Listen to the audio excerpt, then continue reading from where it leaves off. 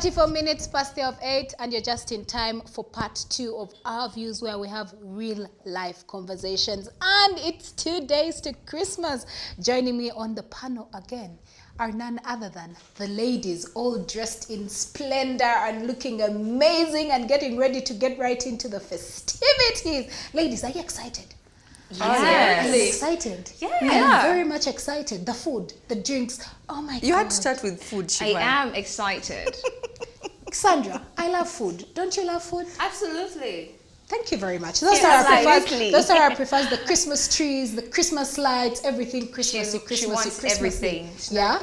However, this morning, guys, Christmas is usually family time. I mean, very many people would opt to either spend Christmas with their direct families or spend Christmases with their booze and bears, and other people would want maybe to spend Christmas with their friends. But the point, at the end of the day, Christmas is basically more or less for friends, for family. I beg your pardon. That is what we're going to be discussing this morning. And the question is, we're going to be looking at Christmas etiquette as an invited guest. However, to start off this conversation, we're going to start now with the boyfriends, because on the panel I have my ladies, and I just want to pose this question to you, our viewer, as you watch this morning, and also the ladies.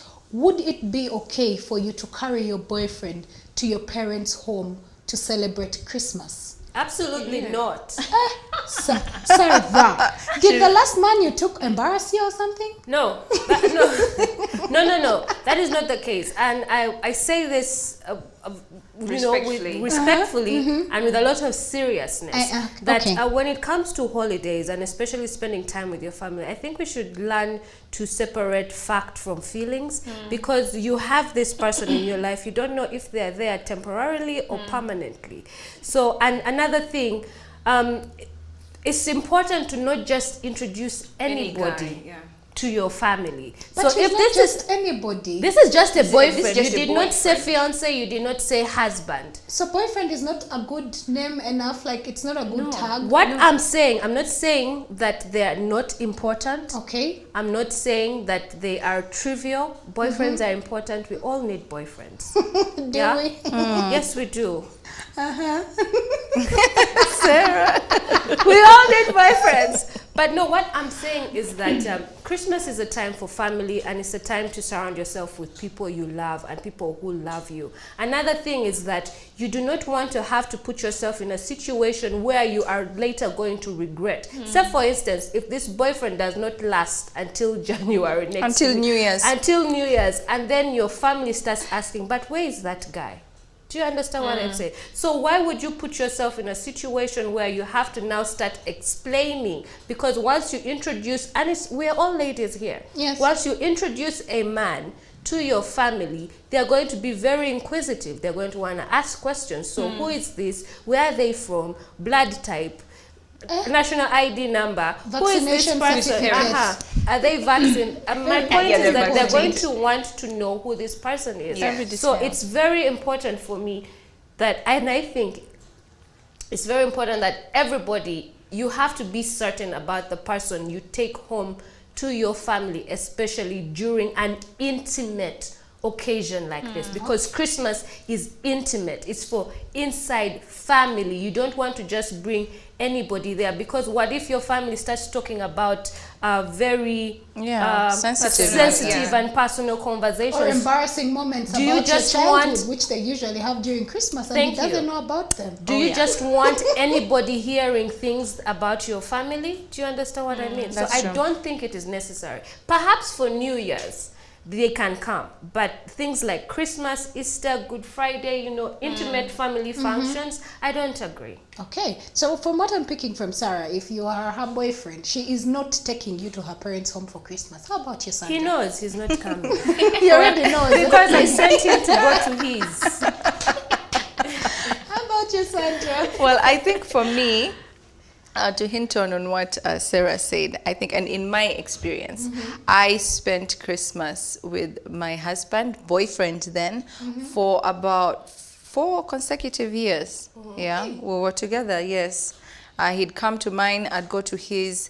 But I understand with hindsight and being older, I understand that well, just before I get into that, before he came into the picture, I was a single mom raising my first boy. And Christmas, like you said, is a very intimate affair. So the boyfriend I had then, my son had never met, and he was never invited for Christmas. Why? Because I didn't know if he was going to, you know, make it to Easter or, you know. So I didn't want to expose my son to that. My son never met anybody I dated before my husband. Yeah.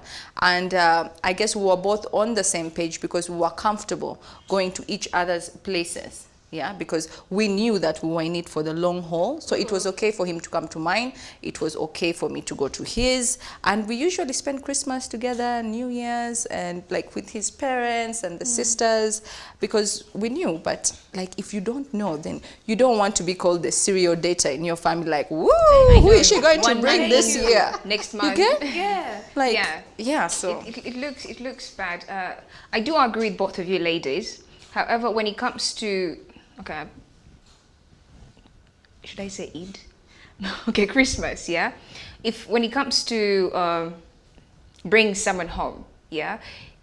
If it's a boyfriend, it's fine if you guys have actually been together for a very long time, yeah? Maybe 3 years, yeah? 3 years is okay to bring someone home because now everyone knows the kind of person you're dating. But if you're actually dating someone or you just started dating, but you have this excitement and you want them to meet the family, I don't think it's the right time because, like Sarah and Sandra said, he may be in today and a couple of months or even week, he may not be there, and you don't want to be asked all these questions. So with me, I think it depends on how long you guys have actually been dating before you introduce them to the family, because women, our minds change all the time. Well, from me, in my perspective, I would look at it this way. Why are you taking him now? First of all, the first question would be, has your family met him before? If your family hasn't met him before and it's on Christmas Day when you're taking him, I don't think that would be the right time. Yes. Because yet again, Christmas time, usually you're going down memory lane, you're talking about things that you've experienced. They might say a thing or two about you that you used to do during childhood, and your partner might just run away completely. But yet again, is that the right time to be bringing your partner home? Because there's so much going on, there's so much excitement, there's so much festivity, and that wouldn't be the right time for you to even say, you know what, daddy and mommy, this is the man I'm dating, meet him and stuff like that, unless You've you're been first talking bringing about him as a him. friend. For me, I would, but I would first introduce you as a friend, that I am bringing my friend for Christmas. And then later on, because maybe I want most of the family members are going to be there, so maybe sort of allow you to digest and find out, is this the kind of family you want to be in touch with and all? Then later, when things have settled, I'd say, oh, you remember this friend? Then my parents will be like, oh yes, he came for Christmas. Well, he's actually my boyfriend. So I guess that is how I'd sort of break it down. I don't know if it makes sense. But also, so if you're saying that then wouldn't be the right time, then what would be the appropriate time? Would it be after Christmas or even before Christmas? It can be before or even after. after. You see, also another thing with bringing a guy that you just began dating home is those vulture aunties. Yeah. You know those vulture aunties, the ones with questions. They might corner the guy and be like, so when are you proposing? They might scare him away. Exactly. You know? So you don't want that situation. Very true. Yeah? Yeah. So I think before Christmas, it depends. It can be before Christmas, it can be after Christmas, but I don't think that point of meeting should be Christmas. Okay. Well, now after looking at the boyfriends, which is the bears and the boos, now let's shift, because today we are looking at invited guests and looking at the Christmas etiquette that you need to have. Now let's switch to the in-laws. Sandra, you are married. Yes. If your partner invited you to his home for Christmas, what are some of those things that you might want to put into consideration? Of course, you're speaking to married women probably this morning, that people are watching and they have been invited to their husbands, or even the men have been invited to their wives' families. What are some of those things they need to put into consideration? Well, I'm actually spending Christmas at my in-laws. Yeah. Okay. Yes, I am. I'm excited about it. My mother-in-law makes very nice matoke in Tagala. And my sister-in-law makes nice Not your foil pepper. No, not that one. So what we usually do, what I'd like to consider, even if I've been invited, because now I'm not a guest in the home, I'm a daughter of the home. Okay. Yeah. Yeah. So reaching out to my sisters-in-law, to my mother-in-law, and finding out what they need. What can I do? What can I bring? Yeah. Sometimes my mother-in-law is like, you know what, it's cool, everything is covered. Yeah. So we get there and everything is cooked, but also we share the Roles. expenses. Yes. We're like, okay, so what are we buying? Are we buying the chicken? Are we covering the chicken? And then we just have it delivered there. If she says it's okay, she has people to cook. Yeah. Yeah. Then, yeah, so we chip in that way. If we need to bring something, like, you know what, mom she's not into the cooking thing and what, so she usually just does like the matoke only. Then my sisters-in-law and I divide amongst us. It's like, okay, I'm going to do the fried rice and like chicken soup with kachumbari, and the other one is doing like coleslaw with like pork or goat or what, and then we just all carry it in serving bowls, and when we get there we just put it straight on the table. True. Yeah. So yeah, that I think you should be very considerate when you're going to your in-laws, even if you've been invited, like see how you can help. Yeah. How you can help them. When being invited by your in-laws for Christmas, I know Christmas is a time when we'll have to dress up and look good, but is it important to put into consideration the kind of outfit you're wearing? Absolutely, absolutely. It's like if Sarah invites me for her barbecue. Okay. Yes, I can show up there in my shorts and in my, my open back summer dress. But if you're going to the in-laws, the uncle is going to be there, the grandfather, you know how it is. So usually when I'm going to the in-laws, my comfortable dress code is just like a nice long flowing dress. That's what I usually wear, because you can never go wrong with that. Yeah. And it shouldn't be like too tight. It's not like a tight fish kind of mermaid dress. No, cotton, because then you're comfortable. Yeah, and then it's just nice and flowing to the ground, because you're running around with kids, you are serving your like his father's brother and something like that. So you don't want to be inappropriate in that setting. You need to be comfortable, and you're running around like us mothers with kids. This one is running there. You don't want to be running the slitties. I don't know till it's not pulling your skirt and or you're kneeling and your dress is going up. You know how the elders, when they come, you have to kneel to greet them. Some elders of the family. So you don't want to be in that situation. You want to be comfortable. So yes, when you're going to the in-laws, you have to put into consideration what you're going to wear. Absolutely. Okay. Before even we switch to an invited guest as a friend, because I mean, Sarah could choose to invite Kira or Sandra or even myself for her Christmas barbecue that she's going to have. However, when it comes to the issue of food, I know Christmas we have an assortment of food, we have assortment of drinks. When it comes to the food, what should your behavior be like as an invited guest? Should you pile your plate? Should you wait for your host to serve? Do you serve first? Like, how would you basically play around with that particular scenario? I'll start with you. The host has to invite you to serve first. What if you're dying of hunger? No, this is it is not your home. Keep in mind, it is not your home, so you must behave. Have etiquette, be courteous and ask questions. Ask. If you get to the serving station and you want 2 pieces of chicken, ask. Can I have 2? No, I'm dead serious. Yes, ask. May I please have 2? And be very polite about it. May I please have 2?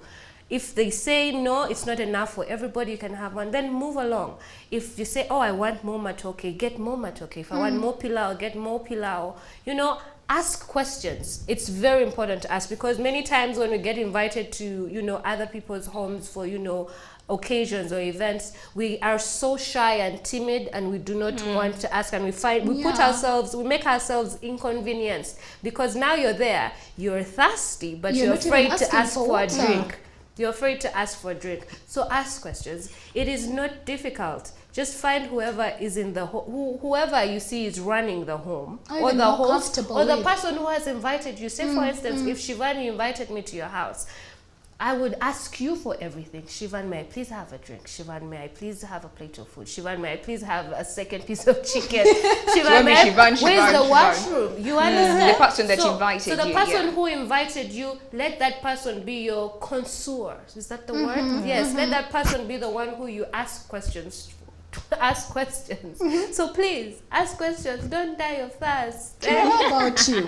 If you were invited, I mean, for Eid Duha or Eid or anything, if I invited you for Christmas, what are some of those things you'd put into perspective?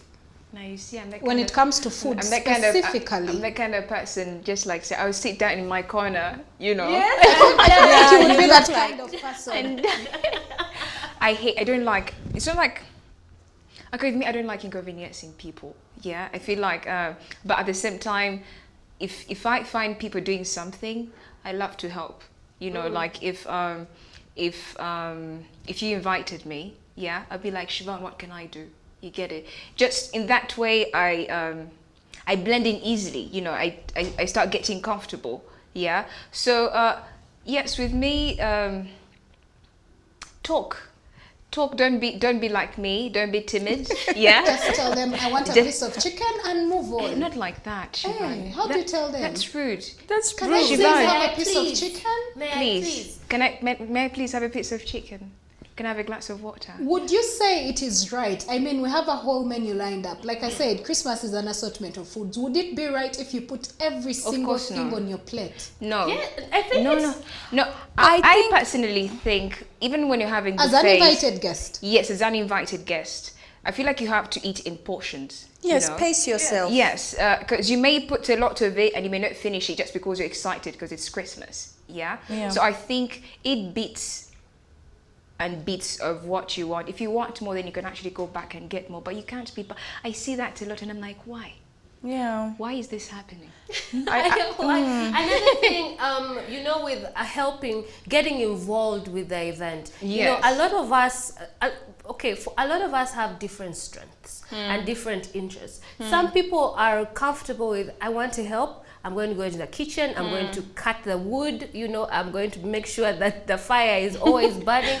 I'm going to yes. There's some people who are like, okay, fine, I'm going to go and roast the chicken or cook the food or help with the serving. You know, whatever the case is, ask and get involved. Some people good at, for me, for instance, at home, I'm always the entertainer. You the MC. You get I me? thought you're the one who is always chilling with the cool cousins. And She's the entertainer. yes, I'm the She's an entertainer. I'm making sure that the kids have their games, they have enough balloons to, you know, to burst and blow up. I'm ensuring that the cool cousins have, you know, their drinks and they're comfortable. I'm the one who is making sure, are you okay? Do you want something else?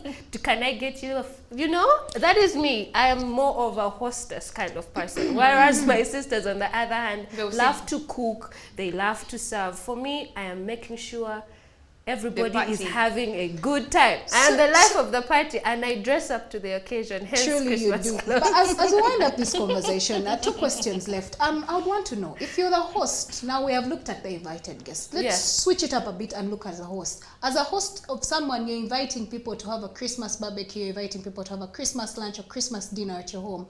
Off the head, each of you will probably give me 2. What are some of those things you might want to put into consideration?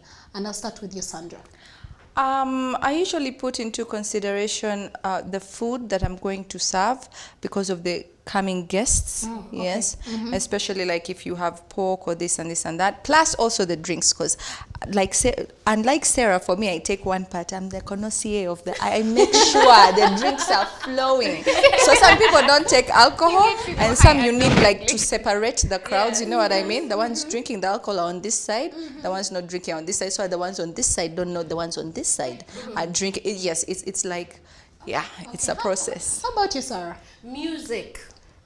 Music is the soundtrack to life. Oh, yeah. You cannot have an event without music. Music is very important. So for me, at the top of the list, even before the food, we need a DJ. Who is going to be the DJ? Music. And yes, there is food and all that is important, but also photography. If you cannot afford a photographer, you can just use your smartphone, because these are moments that you want to cherish, because you never know if you'll be able to, when you'll see your relatives again. So this, for me, those are my top 2: music, because it makes everybody happy, and number 2, photography. There have to be lots and lots of pictures. Interesting. Finally, with you, Kira. I do agree with the ladies. Music is very, very important. Yeah. But however, for me, when it comes to events or functions in the family, one is food. You guys know I love food. So food is very important. I look out for if anyone is actually allergic to anything. Yeah, because it's very, very important. Some people, you're lactose intolerant. You see, I know my people. Anyway, yes, that and decoration. I feel like I love creating an ambience where people feel comfortable and it suits the occasion. So with me, decoration and food, It's the way to Okay, go for me. thank you so much, ladies, for that beautiful insight. And this conversation could go on and on. But even as we wrap it up, I want to leave, when I've read out a few tips for you, even as an invited guest. And the first one should probably be running on your screen. And it's looking at Christmas etiquette, do's and don'ts. Come bearing gifts. I mean, if you're going for a family, if you're maybe going to have family, or if you're going to a friend's place for Christmas or something, you might want to come with a gift. It could be wine. Again, it's important that you study the people that you're celebrating Christmas with. Also, do not regift. Sandra, please do not regift. The next one is don't drink the same wine you brought for the host. Now, many of us have that tendency. It is very important that you do not pull off that stunt when you're invited for Christmas. And then bring a culinary contribution, like what Sandra loves to do. She loves to bring extra food even when she has been invited to an occasion, because you do not know, is the person preparing the food having a hard time? So maybe your extra food could actually help reduce the burden on their shoulders. And then when it comes to Christmas etiquette for the significant other, it says meet up beforehand. It is very important that you make sure that maybe your boyfriend or your girlfriend meets the family even before Christmas time. Brief your partner about who is going to be there. They might want to know who is going to be there and what they need to do. Brief the family as well. Do not catch the family off guard. Don't catch them by surprise. It's important that they know that you're bringing your significant other. Include your partner's tradition. And I think this is very thoughtful. If you're planning to spend Christmas with your partner's family and you understand the kind of traditions they do while having Christmas, I think it would be very thoughtful maybe if you inculcated them right there into other traditions that you have also yourself as a Christmas family. And that winds up the conversation that we had today. Good morning.